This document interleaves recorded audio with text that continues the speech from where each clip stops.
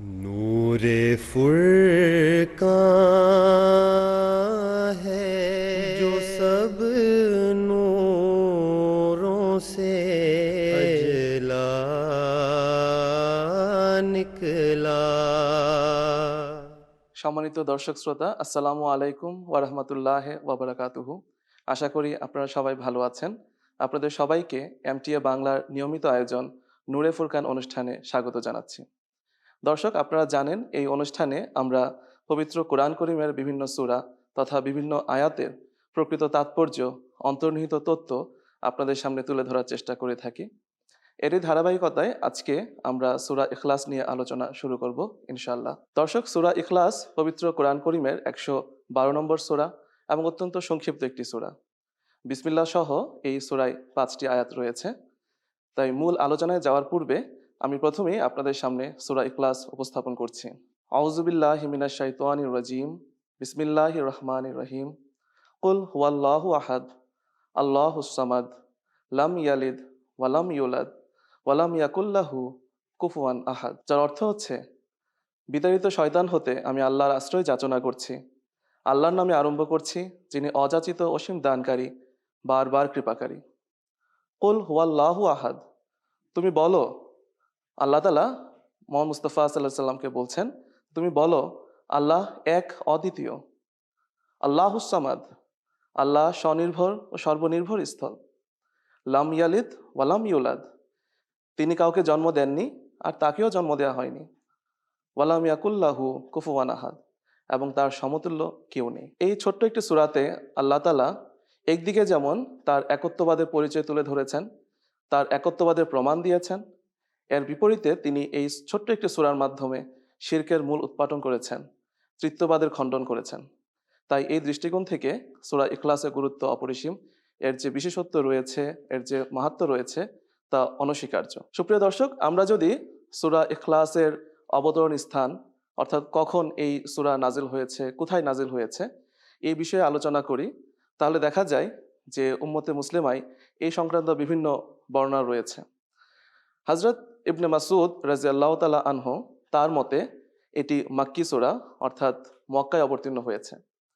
আবার এর বিপরীতে হযরত ইবনে আব্বাস রাদিয়াল্লাহু তাআলা আনহু এর মতে এটি হচ্ছে মাদানী সূরা, অর্থাৎ মদিনায় অবতীর্ণ হয়েছে।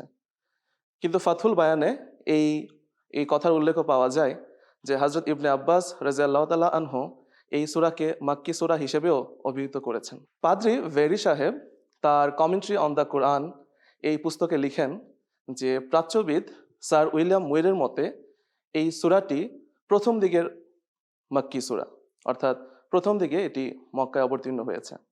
আবার নলডিকির মতে এটি নবুয়তের ৪র্থ বৎসরে অবতীর্ণ একটি সূরা। আমরা যদি আরও পর্যালোচনা করি তাহলে দেখতে পাই যে হযরত আল্লামা জালালউদ্দিন সুয়ুতী রহমতুল্লাহ আলাইহি তার পুস্তক আল ইতকানে এই কথা লিখেন যে মুফাসসিরগণ এই উভয় প্রকারের রিওয়ায়াতকে দৃষ্টিপটে রেখে এই সিদ্ধান্ত প্রদান করেছেন যে এই সূরা, অর্থাৎ সূরা ইখলাস, দুবার নাজিল হয়েছে। একবার মক্কায় অবতীর্ণ হয়েছে এবং একবার মদিনায়। যদিও বা আল্লামা জালালউদ্দিন সুয়ুতী রহমতুল্লাহ আলাইহির মতে এটি মাক্কি সূরা হিসেবেই অধিক প্রমাণিত হয়। হযরত মুসলিম মাউদ রাদিয়াল্লাহু তাআলা আনহু তার তাফসীরে কবির গ্রন্থে এই সমস্ত রিওয়ায়াতগুলোকে দৃষ্টিপটে রেখে এই সিদ্ধান্ত প্রদান করছেন। তিনি বলছেন যে আমার কাছে এটি অধিক সঠিক মনে হয় যে এই সূরা একবার মক্কায় অবতীর্ণ হয়েছে এবং একবার মদিনায় অবতীর্ণ হয়েছে, অর্থাৎ দুবার অবতীর্ণ হয়েছে। এর কারণ হিসেবে তিনি বলছেন যে হযরত ইবনে মাসউদ রাদিয়াল্লাহু তাআলা আনহু তিনি প্রথম দিকের সাহাবীদের অন্তর্ভুক্ত ছিলেন এবং অত্যন্ত প্রসিদ্ধ একজন তাফসীরকারক ছিলেন। তাই কোনো প্রকার শক্তিশালী দলিল ছাড়া তার এই বর্ণনাকে আমরা বাতিল করতে পারি না। আবার এর বিপরীতে হযরত ইবনে আব্বাস রাদিয়াল্লাহু তাআলা আনহু, যিনি সূরা ইখলাসকে মাদানী সূরা হিসেবে আখ্যায়িত করেছেন, তিনিও অত্যন্ত উচ্চ পর্যায়ের একজন সাহাবী ছিলেন। তাই তার রিওয়ায়াতকেও আমরা কোনো প্রকার দলিল ছাড়া বাতিল সাব্যস্ত করতে পারি না। এজন্য হযরত মুসলিম মাউদ রাদিয়াল্লাহু তাআলা আনহু বলছেন, তাই অন্যান্য মুফাসসিরদের মতো এ কথা স্বীকার করে নেয়া বা এ কথা মেনে নেয়াই অধিক যুক্তিযুক্ত যে সূরা ইখলাস দুবার নাজিল হয়েছে, একবার মক্কায় এবং একবার মদিনায়। সুতরাং দর্শক, এই হচ্ছে সূরা ইখলাসের অবতরণ স্থান বা কাল প্রসঙ্গে উম্মতে মুসলিমায় প্রচলিত ধারণা, যা থেকে আমরা এটি ধারণা করে নিতে পারি যে সূরা ইখলাস দুবার নাজিল হয়েছিল, একবার মক্কায় এবং একবার মদিনায়। এখন আমরা যদি সূরা ইখলাসের শানে নুজুল, অর্থাৎ কেন আল্লাহ তাআলা এই সূরা নাজিল করেছিলেন, এদিকে দৃষ্টিপাত করি, তাহলে আমরা দেখতে পাবো যে এই সূরার নিজের মধ্যে অনেক বড় বিশেষত্ব রাখে। উম্মতে মুসলিমায় সূরা ইখলাসের শানে নুজুল সম্পর্কে মোটামুটিভাবে ৩ ধরনের বর্ণনা পাওয়া যায়। প্রথম বর্ণনা অনুযায়ী বলা হয়ে থাকে যে মক্কার মুশরিকরা হযরত রাসূল করিম সাল্লাল্লাহু আলাইহি সাল্লামের কাছে আসে এবং তিনি সাল্লাল্লাহু আলাইহি সাল্লামের নিকট এই প্রশ্ন রাখে, ইয়া মুহাম্মদ উনসুব লানা রাব্বাকা, হে মুহাম্মদ সাল্লাল্লাহু আলাইহি সাল্লাম, তুমি তোমার প্রভুর বংশতালিকা আমাদের কাছে প্রকাশ করো। এই প্রশ্নের পর আল্লাহ তাআলা সূরা ইখলাস নাজিল করেন, যেখানে আল্লাহ তাআলা তার পরিচয় তুলে ধরেন যে তিনি হচ্ছেন এক, অদ্বিতীয়, তিনি কারো মুখাপেক্ষী নন, তার সমতুল্য কেউ নেই, তিনি কাউকে জন্ম দেননি এবং তাকেও জন্ম দেওয়া হয়নি। হযরত মুসলিম মাউদ রাদিয়াল্লাহু তাআলা আনহু তিনি বলছেন যে এই বর্ণনা সঠিক সাব্যস্ত হয় না, কেননা এই বর্ণনা তখনই যৌক্তিক হতো যদি সেই সকল প্রতিমাদের বংশতালিকা বিদ্যমান থাকতো যাদের উপাসনা সেই সমস্ত মুশরিকরা করত। যেহেতু সেই সকল প্রতিমাদের কোনো বংশতালিকা ছিল না, তাই তাদের পক্ষ থেকে এই প্রশ্ন করা আর এই প্রশ্নের বিপরীতে আল্লাহ তাআলার পক্ষ থেকে একটি সূরা নাজিল হয়ে যাওয়া, এটি কোনোভাবেই সঠিক সাব্যস্ত হয় না। এই একই বর্ণনা বিভিন্ন আঙ্গিকে বর্ণিত হয়েছে। কোথায় বলা হয়েছে যে আরবের এক ব্যক্তি আল্লাহ রাসূল সাল্লাল্লাহু আলাইহি ওয়াসাল্লামকে এই প্রশ্ন করেছিলেন এবং তার প্রশ্নের উত্তরে আল্লাহ তাআলা এই সূরা নাজিল করেছেন। আবার এই বর্ণনা পাওয়া যায় যে মক্কার কুরাইশরা এসেছিল, তাদের প্রশ্নের উত্তরে আল্লাহ তাআলা এই সূরা নাজিল করেছিলেন। যাই হোক, হযরত মুসলিম মাউদ রাদিয়াল্লাহু আনহু বলছেন যে এই সূরা অবস্থার প্রেক্ষিতে সঠিক সাব্যস্ত হতে পারে না। দ্বিতীয় যে বর্ণনা আমরা দেখতে পাই, সেখানে একথা বলা হয়ে থাকে যে খায়বারের ইহুদিরা হযরত রাসূল করিম সাল্লাল্লাহু আলাইহি সাল্লামের কাছে আসে এবং বলে যে আল্লাহ তাআলা তো ফেরেশতাদেরকে নূর দিয়ে সৃষ্টি করেছেন, আদমকে মাটি দিয়ে সৃষ্টি করেছেন, আকাশ সৃষ্টি করেছেন বিভিন্ন ধরনের বায়বীয় পদার্থ দিয়ে, এবং এই ভূপৃষ্ঠ পৃথিবী সৃষ্টি করেছেন পানি দিয়ে। অতএব তুমি তোমার প্রভুর অবস্থা, তিনি কিভাবে সৃষ্টি হয়েছেন সে সম্পর্কে আমাদেরকে বলো। বলা হয়ে থাকে এই প্রশ্ন শোনার পর আল্লাহ রসুল সাল্লাল্লাহু আলাইহি সাল্লাম নীরব ছিলেন এবং তিনি কোনো উত্তর প্রদান করেননি। এরপর হযরত জিবরাইল আলাইহিস সালাম সূরা ইখলাস নিয়ে আসেন এবং তখন আল্লাহ রসুল সাল্লাল্লাহু আলাইহি সাল্লাম তাদের এই প্রশ্নের উত্তর প্রদান করেন। হযরত মুসলিম মাউদ রাদিয়াল্লাহু তাআলা আনহু তিনি বলছেন এই বর্ণনাও সঠিক নয়, কেননা যারা ইহুদি তারা এক খোদায় বিশ্বাসী এবং তারা খোদা তাআলা সম্পর্কে সম্যক জ্ঞান রাখে, তাই তাদের পক্ষ থেকে এরূপ অবান্তর প্রশ্ন উত্থাপিত হওয়া কোনোভাবেই যুক্তির বিচারে সঠিক সাব্যস্ত হয় না। দ্বিতীয়ত যে বিষয়টি হচ্ছে তা হচ্ছে এই প্রশ্ন শোনার পর আল্লাহ রসুল সাল্লাল্লাহু আলাইহি সাল্লাম নাকি চুপ ছিলেন, অথচ এই সূরার পূর্বে আরো এমন বহু আয়াত নাজিল হয়েছে যেখানে আল্লাহ তাআলা তার পরিচয় তুলে ধরেছিলেন। অতএব আল্লাহ রসুল সাল্লাল্লাহু আলাইহি সাল্লাম যদি চাইতেন, তিনি অবশ্যই সেই সমস্ত আয়াতের আলোকে এই প্রশ্নের উত্তর দিতে পারতেন। তাই এই যে বর্ণনা যেখানে বলা হয়েছে খায়বারের ইহুদিদের প্রশ্নের উত্তরে হযরত জিবরাইল আলাইহিস সালাম সূরা ইখলাস নিয়ে আসেন এবং এরপর আল্লাহ রসুল উত্তর প্রদান করেন, এই বর্ণনাও সঠিক নয়। তৃতীয় আরেক প্রকারের বর্ণনা পাওয়া যায়, সেখানে বলা হয়ে থাকে যে নাজরানের খ্রিস্টান প্রতিনিধি দল যখন মদিনায় আসে তখন তারা আল্লাহ রসুল সাল্লাল্লাহু আলাইহি সাল্লামের কাছে এই প্রশ্ন রাখে যে তুমি তোমার প্রভুর অবস্থা সম্পর্কে বর্ণনা করো, যে তিনি কোন হেরা মাণিক্য, কোন সোনারূপা দিয়ে তিনি সৃষ্টি। আল্লাহ রসুল সাল্লাল্লাহু আলাইহি সাল্লাম বলা হয়ে থাকে এই প্রশ্ন শোনার পর বলেন যে আল্লাহ তাআলা এগুলো দিয়ে সৃষ্টি কোনো সত্তা নয়, বরং এই সব কিছুই তার সৃষ্টি এবং তিনি হচ্ছেন এগুলোর সৃষ্টিকর্তা। এরপর আল্লাহ তাআলা সূরা ইখলাস নাজিল করেন, যেখানে আল্লাহ তাআলা খ্রিস্টানদের প্রশ্নের উত্তর প্রদান করেন। এই রেওয়ায়তের আলোকেও হযরত মুসলিম মাউদ রাদিয়াল্লাহু তাআলা আনহু তার তাফসীরে কবির গ্রন্থে বলছেন যে এই রেওয়ায়তও সঠিক হতে পারে না, কেননা যারা খ্রিস্টান তারাও খোদার সত্তায় বিশ্বাসী, বরং তারা তো পিতা খোদা, পুত্র খোদা এবং রুহুল কুদুস খোদা এবং তিনে মিলে এক খোদা, এরূপ স্রষ্টার প্রতি তারা বিশ্বাস রাখে এবং তারা জানে যে খোদা তাআলা এই ধরনের কোনো প্রকার পদার্থ দ্বারা সৃষ্ট কোনো সত্তা নয়। অতএব তাদের পক্ষ থেকেও এই ধরনের প্রশ্নের উত্থাপিত হওয়া যুক্তির বিচারে সঠিক সাব্যস্ত হয় না বলে হযরত মুসলিম মাউদ রাদিয়াল্লাহু তাআলা আনহু মতামত প্রদান করেছেন। হযরত মুসলিম মাউদ রাদিয়াল্লাহু তাআলা আনহু বলছেন যে এই যে শানে নুজুল সূরা ইখলাস সম্পর্কিত, এগুলো মূলত ধারণা প্রসূত একটি বিষয়। এর কারণ হচ্ছে এই সূরা কুল শব্দ দ্বারা শুরু হয়েছে। কুল শব্দের অর্থ হচ্ছে তুমি বলো, তুমি বর্ণনা করো। এজন্য তাদের কাছে মনে হয়েছে যে এটি আল্লাহ তাআলা কোনো প্রশ্নের উত্তরেই নাজিল করেছেন। কিন্তু এটি স্মরণ রাখা আবশ্যক যে পবিত্র কোরআন করিমে যেখানেই বা যে সূরার প্রথমেই কুল শব্দ রয়েছে, এর অর্থ এটি নয় যে সেই সেই সূরা বা সেই আয়াত কোনো প্রশ্নের উত্তরে আল্লাহ তাআলা নাজিল করেছিলেন। বরং পবিত্র কোরআনে যেখানে যেখানে এই কুল শব্দ ব্যবহৃত হয়েছে তার সেখানে আল্লাহ তাআলা রাসূল করিম সাল্লাল্লাহু আলাইহি সাল্লাম এবং তার উম্মতের প্রতি এই দায়িত্বভার অর্পণ করছেন যে এই যে কুল, এরপর যা কিছু আমি বর্ণনা করছি তা তোমরা জগতে প্রচার করো এবং এই প্রচারের ক্ষেত্রে তোমরা কোনো প্রকারের অলসতা প্রদর্শন করো না। প্রকৃতপক্ষে আমরা দেখতে পাই যে সূরা ইখলাসে আল্লাহ তাআলা তার একত্ববাদের পরিচয় তুলে ধরেছেন, তার এক অদ্বিতীয় হওয়ার পরিচয় তুলে ধরেছেন এবং এর মাধ্যমে আল্লাহ তাআলা ছোট বড় সকল মুসলমানদেরকে এটি শিখিয়ে দিচ্ছেন যে আল্লাহ তাআলা কি প্রকারের সত্তা, তিনি কেমন সত্তা।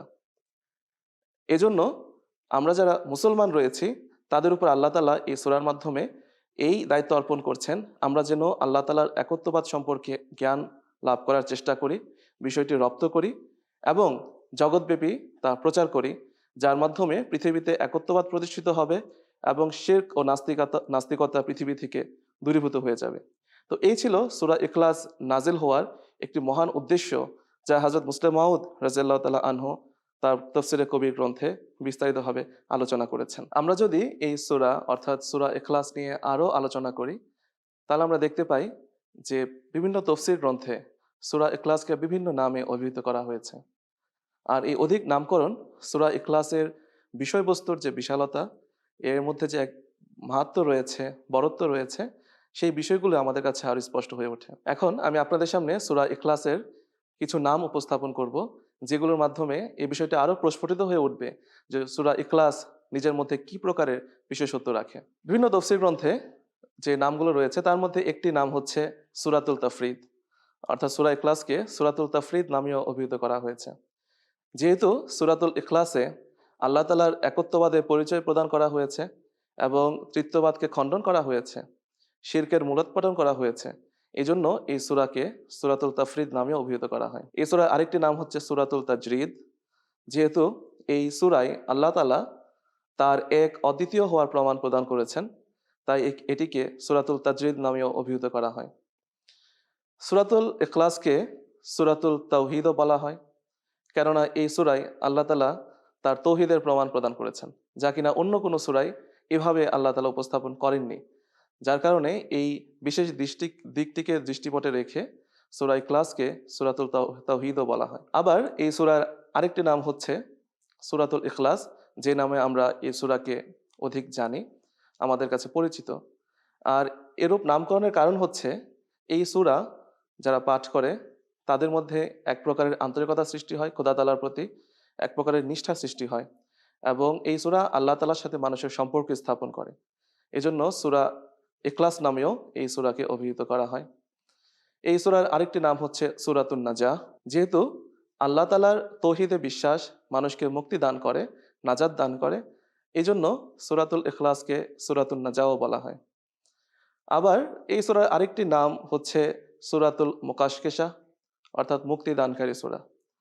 আরবে বলা হয়ে থাকে যখন কোনো অসুস্থ ব্যক্তি সে যখন রোগ মুক্তি লাভ করে তখন বলা হয়ে থাকে তাকাশকাশাল মারিজু আম্মা বিহি, অর্থাৎ এই ব্যক্তি যে রোগে আক্রান্ত ছিল তা থেকে সে মুক্তি লাভ করেছে। যেহেতু এই সূরা মানুষকে শিরক ও নিফাক থেকে মুক্ত করে আল্লাহ তাআলার নৈকট্যভাজন বান্দায় পরিণত করে, তাই এই সূরাকে সূরাতুল মুকাশশিশাহ বলা হয়। সূরাতুল ইখলাসের আরেকটি সুন্দর নাম হচ্ছে সূরাতুল জামাল।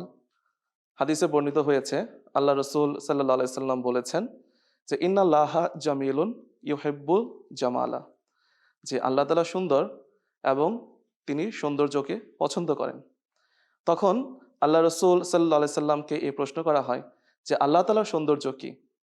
উত্তরে আল্লাহ রাসূল সাল্লাল্লাহু আলাইহি সাল্লাম এই উত্তর প্রদান করেন যে আল্লাহ তাআলার সৌন্দর্য হচ্ছে তার আহাদ হওয়া, অর্থাৎ তার এক অদ্বিতীয় হওয়া, তার সামাদ হওয়া, তার অমুখাপেক্ষী হওয়া, এবং আল্লাহ তাআলার আরো সৌন্দর্য হচ্ছে তিনি লাম ইয়ালিদ, তিনি কাউকে জন্ম দেননি এবং তিনি লাম ইউলাদ, এবং তাকেও জন্ম দেওয়া হয়নি।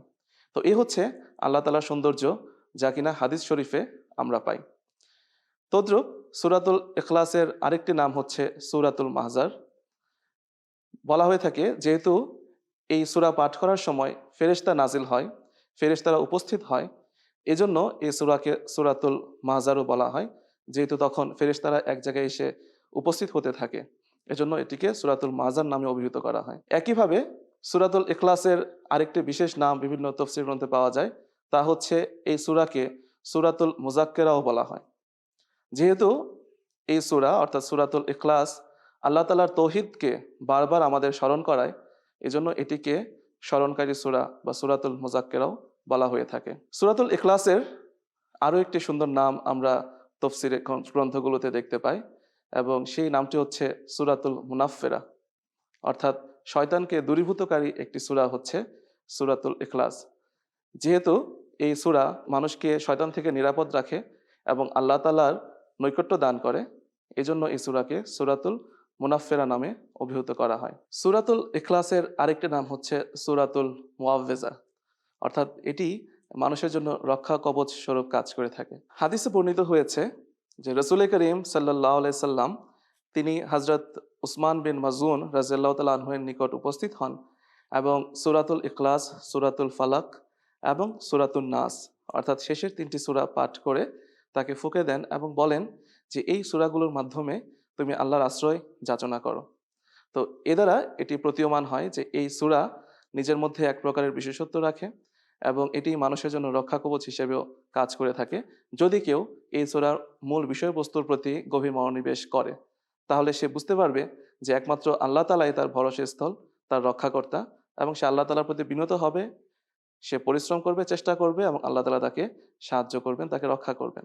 এজন্য এই সূরাকে সূরাতুল মুআউযিজাও বলা হয়ে থাকে। সূরাতুল ইখলাসের আরেকটি প্রসিদ্ধ নাম হচ্ছে সূরাতুস সামাদ। যেহেতু এই সূরায় আল্লাহ তাআলার সিফাতে সামাদ অর্থাৎ তার অমুখাপেক্ষী হওয়ার বিষয়টি বর্ণনা করা হয়েছে, এজন্য সূরাতুল ইখলাসকে সূরাতুস সামাদ নামেও অভিহিত করা হয়। সূরাতুল ইখলাসের আরেকটি সুন্দর নাম হচ্ছে সূরাতুল মারিফা। যেহেতু সূরাতুল ইখলাসের মাধ্যমে মানুষ আল্লাহ তাআলার প্রকৃত পরিচয় লাভ করতে সমর্থ হয়, এজন্য এই সূরাকে সূরাতুল মারিফাও বলা হয়ে থাকে। হাদিসে বর্ণিত হয়েছে যে একবার রাসূল করিম সাল্লাল্লাহু আলাইহি সাল্লাম এক ব্যক্তিকে নামাজে সূরা ইখলাস পড়তে শুনে কথা বলেন যে সে তার প্রভুর প্রকৃত পরিচয় লাভ করেছে। অতএব আমরা যদি আল্লাহ তাআলার প্রকৃত সত্তা সম্পর্কে জানতে চাই, সেক্ষেত্রে সূরাতুল ইখলাস একটি মহান সূরা, যেখানে আল্লাহ তাআলা তার মূল পরিচয় তুলে ধরেছেন। এজন্য সূরাতুল ইখলাসকে সূরাতুল মারিফা নামেও অভিহিত করা হয়। সূরাতুল ইখলাসের আরেকটি প্রসিদ্ধ নাম হচ্ছে সূরাতুল বারাআ। হাদিসে বর্ণিত হয়েছে রাসূল করিম সাল্লাল্লাহু আলাইহি সাল্লাম একবার এক ব্যক্তিকে এই সূরা পড়তে দেখে বলেন, আম্মা হাজা ফাকাদ বারিয়া মিনাশ শিরকে, অর্থাৎ এই ব্যক্তি তো শিরক থেকে পবিত্র হয়ে গেল। এমনকি হাদিসে এটিও বর্ণিত হয়েছে যে রাসূল করিম সাল্লাল্লাহু আলাইহি সাল্লাম এটিও বলেছেন যে কেউ যদি নামাজে অথবা নামাজে ছাড়া অন্য কোনো সময়ে 100 বার এই সূরা পাঠ করে, তাহলে সে আগুনের আযাব থেকে মুক্ত হয়ে গেল। তো যেহেতু এই সূরা মানুষকে আগুনের আযাব থেকে মুক্ত করে আল্লাহ তাআলার নৈকট্য দান করে, এজন্য এই সূরাকে সূরাতুল বারাআও বলা হয়ে থাকে। সূরাতুল ইখলাসের আরেকটি সুন্দর নাম হচ্ছে সূরাতুন নূর। হাদিসে বর্ণিত হয়েছে রাসূল করিম সাল্লাল্লাহু আলাইহি সাল্লাম বলছেন যে প্রত্যেকটি জিনিসের একটি নূর থাকে, জ্যোতি থাকে, আর পবিত্র কোরআন কারীমের জ্যোতি হচ্ছে, নূর হচ্ছে সূরাতুল ইখলাস। এ থেকে আমরা বুঝতে পারি যে সূরা ইখলাস কত মহান একটি সূরা, যাকে আল্লাহ রাসূল সাল্লাল্লাহু আলাইহি সাল্লাম কোরআনের নূর হিসেবে আখ্যায়িত করেছেন। সূরাতুল ইখলাসের আরেকটি প্রসিদ্ধ নাম হচ্ছে সূরাতুল ভিলায়া। যেহেতু সূরা ইখলাস মানুষকে তত্ত্বজ্ঞানে সমৃদ্ধ করে, আল্লাহ তাআলার নৈকট্য দান করে, আল্লাহ তাআলার সাথে সম্পর্ক স্থাপন করে, এজন্য সূরাতুল ইখলাসকে সূরাতুল ভিলায়া বলা হয়ে থাকে। আর এই সূরা ইখলাসের আরেকটি বিশেষ নাম আপনাদের সামনে উপস্থাপন করছি, তা হচ্ছে সূরাতুল আমান। হাদিসে বর্ণিত হয়েছে রাসূল করিম সাল্লাল্লাহু আলাইহি সাল্লাম বলেছেন যে তৌহিদে বিশ্বাসী অর্থাৎ একত্ববাদী বিশ্বাসী সে নিরাপদ দুর্গে প্রবেশ করে। যেহেতু সূরাতুল ইখলাসে আল্লাহ তাআলার তৌহিদের কথা বলা হয়েছে, একত্ববাদের কথা বলা হয়েছে। যখন কেউ এই সূরা পড়বে তখন স্বাভাবিকভাবেই সে আল্লাহ তাআলার একত্ববাদে বিশ্বাসী হয়ে উঠবে। আর হাদিসে বর্ণিত হয়েছে তৌহিদে যে বিশ্বাস করে সে এক নিরাপদ দুর্গে প্রবেশ করে। তাই যেহেতু এই সূরা মানুষকে আগুনের আযাব থেকে মুক্ত করে শান্তির পথে নিয়ে যায়, তাই এজন্য এই সূরাকে সূরাতুল আমান নামেও অভিহিত করা হয়। তো এ ছিল মোটামুটি কয়েকটি নাম, যেখানে আমরা দেখতে পাই যে সূরা ইখলাসকে বিভিন্ন নামে সংজ্ঞায়িত করা হয়েছে এবং সেই নামকরণের যথার্থ সার্থকতাও রয়েছে। তাই আমরা যখন সূরা ইখলাস মনোযোগ সহকারে পড়ব, এর প্রতি গভীর মনোনিবেশ করব, তাহলে আমরা আল্লাহ তাআলার প্রকৃত পরিচয় সম্পর্কে জানতে পারব। আর এর মাধ্যমে আমরা আগুনের আযাব থেকে মুক্ত হওয়ার পথ লাভ করতে সমর্থ হব। আর এই বিষয়গুলো তাফসীরে রাজিতে বিস্তারিত আলোচনাও করা হয়েছে। আমরা যদি সূরা ইখলাসের ফজিলত নিয়ে আরও গবেষণা করি, আমরা যদি এর মাহাত্ম্য জানার চেষ্টা করি, তাহলে দেখতে পাবো যে সূরা ইখলাসের ফজিলত আরও ব্যাপক। হাদিসে বর্ণিত হয়েছে রাসূল করিম সাল্লাল্লাহু আলাইহি সাল্লাম সূরাতুল ইখলাসকে পবিত্র কোরআন করিমের 1/3 হিসেবে আখ্যায়িত করেছেন। এমনকি হাদিসে এটিও বর্ণিত হয়েছে হযরত আবু সাঈদ খুদরি রাদিয়াল্লাহু তাআলা আনহু থেকে বর্ণিত যে রাসূল করিম সাল্লাল্লাহু আলাইহি সাল্লাম বলেছেন, ওয়াল্লাযী নাফসি বিয়াদিহি ইন্নাহা লাতাদিলু সুলুসুল কুরআন, ফাতহুল কাদির। অর্থাৎ সেই সত্তার কসম যার হাতে আমার প্রাণ নিহিত, নিশ্চয়ই সূরাতুল ইখলাস কোরআন করিমের 1/3। তো এই হাদিসগুলো সূরাতুল ইখলাসের যে মাহাত্ম্য, এর যে বিশেষত্ব রয়েছে, এর মধ্যে যে ফজিলত রয়েছে, সেটি আমাদের সামনে উপস্থাপন করে। তবে এখানে এটিও স্মরণ রাখতে হবে যে এখানে যে কোরআন করিমের 1/3 বলা হয়েছে, এটি বাহ্যিকভাবে বোঝানো হচ্ছে না যে বাহ্যতই সূরা ইখলাস পবিত্র কোরআন করিমের 1/3, বরং এখানে সূরা ইখলাসের বিষয়বস্তুর যে বিশালতা, এর যে মহত্ব রয়েছে, এর মধ্যে যে এক প্রকারের বিশেষত্ব রয়েছে, সেই বিষয়টি আল্লাহ রসুল সাল্লাল্লাহু আলাইহি সাল্লাম আমাদের কাছে তুলে ধরছেন। সূরাতুল ইখলাসের ফজিলত বা এর কল্যাণ বর্ণনা করতে গিয়ে হাদিসে এভাবেও বর্ণিত হয়েছে যে একবার এক ব্যক্তি রাসূল করিম সাল্লাল্লাহু আলাইহি সাল্লামের কাছে আসে এবং তার দরিদ্রতার অভিযোগ করে। তখন আল্লাহ রসুল সাল্লাল্লাহু আলাইহি সাল্লাম তাকে এই উপদেশ প্রদান করেন যে তুমি যখন ঘরে প্রবেশ করো এবং তখন যদি ঘরে কেউ থাকে, তাহলে আসসালামু আলাইকুম পাঠ করো, বলো। আর যদি ঘরে কেউ না থাকে, তাহলে তুমি নিজের প্রতি সালাম প্রেরণ করো এবং একবার কুল হুয়াল্লাহু আহাদ এই সূরা পাঠ করো। সেই ব্যক্তি যে কিনা তার দারিদ্রতার অভিযোগ নিয়ে আল্লাহ রসুল সাল্লাল্লাহু আলাইহি সাল্লামের কাছে এসেছিল, সে এই উপদেশের উপর আমল করতে শুরু করে এবং একটি সময় গিয়ে দেখা যায় যে সে এত ধন সম্পদের অধিকারী হয়, সে নিজের চাহিদা মিটিয়ে বরং সে তার পাড়ার প্রতিবেশী এবং আত্মীয় স্বজনকেও দান করতে শুরু করে। তো এই হচ্ছে সূরাতুল ইখলাসের ফজিলত, কল্যাণ, যা আমরা যদি অন্তরের অন্তঃস্থল থেকে পাঠ করি, এর মাহাত্ম্য বুঝে পাঠ করি, তাহলে সেই কল্যাণ আমরা লাভ করতে সমর্থ হব। প্রকৃতপক্ষে একজন ব্যক্তি সে যখন সূরাতুল ইখলাস পাঠ করবে এবং এই জ্ঞান লাভ করবে যে একজন সৃষ্টিকর্তা আছেন যিনি এক অদ্বিতীয়, যিনি কারো মুখাপেক্ষী নন বরং সকলেই তার মুখাপেক্ষী, তিনি একমাত্র সত্তা যিনি কিনা আমাদেরকে সৃষ্টি করেছেন, আমাদের কাজে যিনি বরকত দান করে থাকেন, তখন সেও আল্লাহ তাআলার প্রতি বিনত হবে, সেই সত্তার প্রতি বিনত হবে এবং সে চেষ্টা করবে, আল্লাহর প্রতি ভরসা করবে। আর যখন তার এই পরিশ্রম এবং দোয়া একীভূত হয়ে যাবে, তখন তার নিকট থেকে সমস্ত প্রকারের বিপদ আপদ দূরীভূত হয়ে যাবে, এটিই স্বাভাবিক। আর সেই কথাই আল্লাহ তাআলা সূরাতুল ইখলাসে আমাদেরকে শিক্ষাদান করছেন যে হে মানব মণ্ডলী, তোমরা এটি স্মরণ রেখো যে এই বিশ্বজগতের এক সৃষ্টিকর্তা আছেন যিনি এক অদ্বিতীয়, তার সমতুল্য কেউ নেই এবং তিনি কারো মুখাপেক্ষীও নন। অতএব আমরা যদি এই বিষয়টি বুঝতে সমর্থ হই যে আল্লাহ তাআলা আমাদের মুখাপেক্ষী নন বরং আমরা তার মুখাপেক্ষী, তখন আমরাও আরও স্বতঃস্ফূর্ত হয়ে তার উপর ভরসা করে আমরা পরিশ্রম করতে সমর্থ হব এবং এর ফলশ্রুতিতে আল্লাহ তাআলা আমাদেরকে সাহায্য করবেন, আমাদেরকে সফলতা দান করবেন। আর এই বিশাল বিষয়টিকে আল্লাহ তাআলা অত্যন্ত সংক্ষেপে সূরা ইখলাসে বর্ণনা করে দিয়েছেন, যা কিনা সূরা ইখলাস যে একটি মহান সূরা তা আমাদের সামনে তুলে ধরে। আল্লাহ তাআলা করুন আমরা যেন সূরা ইখলাসের প্রকৃত তথ্য, এর মধ্যে যে বিষয়বস্তু রয়েছে, এর মধ্যে যে বিশেষত্ব রয়েছে, কল্যাণ রয়েছে, সেগুলো বুঝার এবং সে অনুযায়ী পাঠ করার এবং তার উপর আমল করে জীবনে সফলতা লাভের সৌভাগ্য লাভ করতে পারি। আল্লাহ তাআলা আমাদের সবাইকে সে তৌফিক দান করুন। আসসালামু আলাইকুম ওয়া রাহমাতুল্লাহি ওয়া বারাকাতুহু। नूरे फुरकान है जो सब नूरों से अजला